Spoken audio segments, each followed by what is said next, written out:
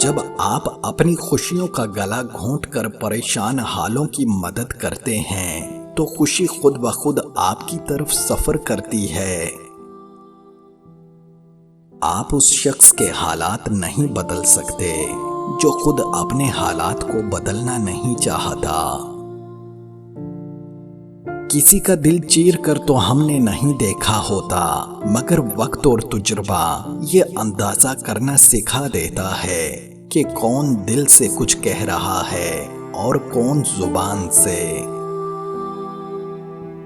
غضب کی دھوپ تھی اپنائیت کے جنگل میں، شجر بہت تھے مگر کوئی سایہ دار نہ تھا۔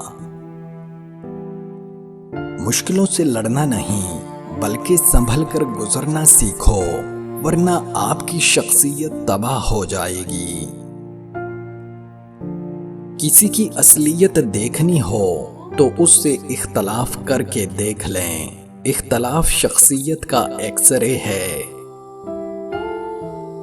تکبر سے پاک گفتگو، مفاد سے پاک محبت، لالچ سے پاک خدمت، خود غرضی سے پاک دعا سچے رشتوں کی دلیل ہے۔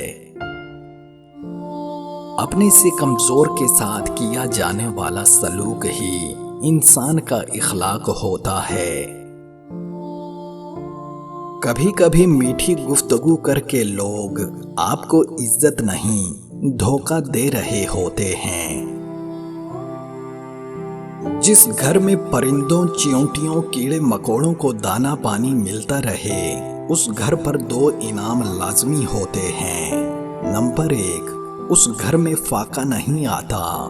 نمبر 2، اس گھر کے رزق میں برکت ڈال دی جاتی ہے۔